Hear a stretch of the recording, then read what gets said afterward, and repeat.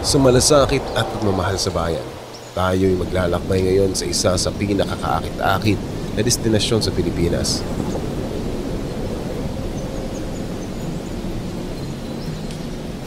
Ito ang Bato Camarines Sur sa Bicol Region.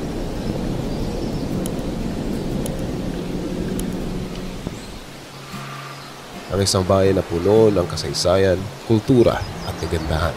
Alam mo ba na ang Bato ay kilala hindi lang sa kanyang kagandahan, kundi pati na rin sa kanyang kasaysayan at mga kulturang matatagpuan sa mga lansangan nito. Isang kakaibang trivia ito. Alam niyo ba yung sikat na pansit Bato? Dito galing yun.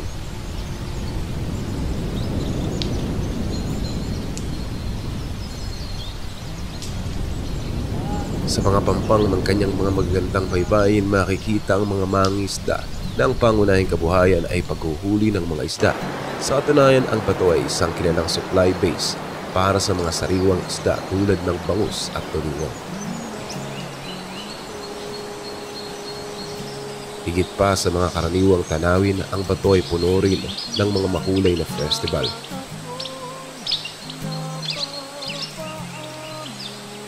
Ito'y selebrasyon ng kasiyahan, kasaysayan at pagsasama na kinikilala sa buong rehiyon.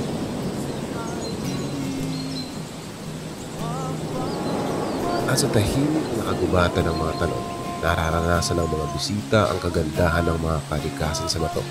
Ang Bato Springs na kilala sa kanyang sariwang tubig at ganda ay isa sa mga pasyalan na hindi pwedeng palampasin.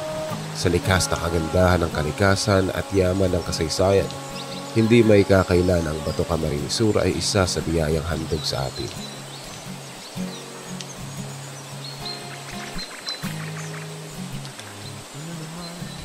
Ito ay hindi lamang destinasyon, kundi isang karanasan ng kasaysayan, kultura at kagandahan na nagbibigay saysay sa ating pagka-Pilipino. Sa paglalakbay na ito, babalik-balikan natin ang pinagmulan at ang bawat tanawin ng Bato.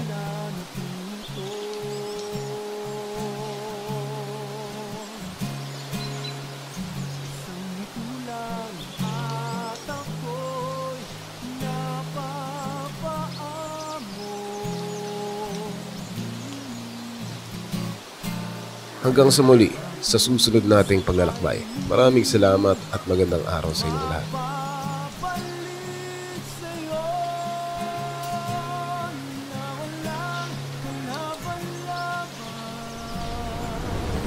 Ito ang Biyaheng Bicol. Kita-kits muli hanggang sa susunod nating paglalakbay.